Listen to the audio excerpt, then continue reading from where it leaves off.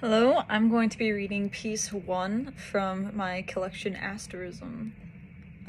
So to start, an asterism is a marking with many different meanings. It can be used in meteorology to mean snow, it can be used as a division marker between chapters, or it can be used to denote that the piece you're reading is either untitled or has had its title withheld by its author. When it's pouring outside, the green in the grass gets this crazy intense hue, and it reminds me of the lightest part of your eyes. You called them amber. They were hazel, but you were edgy. It made me laugh then, and it still makes me smile looking back. You had a way, not with words, but with mannerisms and misunderstandings that I longed to learn and study from, as if I were not simply a student but a sponge. I never understood you. I admit to that, but I did love you, and I will never admit to that.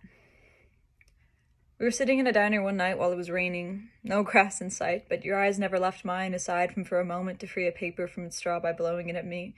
You made me roll my eyes then, my incidental grin giving away my secret delight as there was this ease to you and in you that nothing else ever brought me.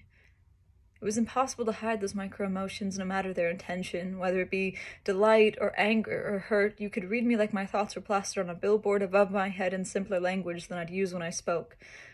You loved my random assortment of knowledge. You let me walk you through my collection of facts as though they were fascinating paintings, and I was showing you long-hidden masterpieces kept behind curtains. You'd hold your breath for their reveal. You never tired of me.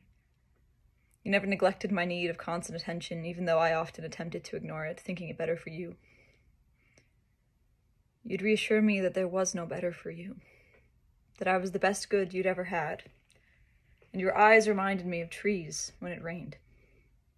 You liked to lay on carpeted floors and stare at ceilings as if they held the key to life itself and walk me down incredibly linear paths only for them to spiral into jagged circles of metaphoric and romantic intent. You loved to dream us into future adventures, long car rides across the country, college parties, award shows, game nights, performances, anything you'd seen recently that you wanted a part of. You tell me how we both fit in perfectly, and you nearly had me wanting to socialize.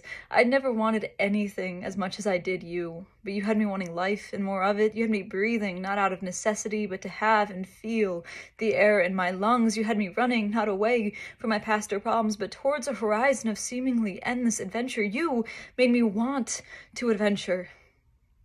My favorite facts the last time we spoke were of archaic punctuation. They now seem to be the only fitting way to explain you. Your favorite of them at the time was the asterism, a symbol used for pieces with no title. I always brushed it aside. It didn't mean a ton to me, but because it was your favorite, one day I finally asked why. You told me there was something there to you, something beautiful, in the thought of an artist studying their piece, just looking for a name, something to call it, and finding themselves short of all words to describe what they'd created. And that's what you were, what you are to me, an asterism, something ever-changing and constant, yet inconsistent in memory, something with a name but short of every descriptor, and named vastly incorrectly for the greater thing you are.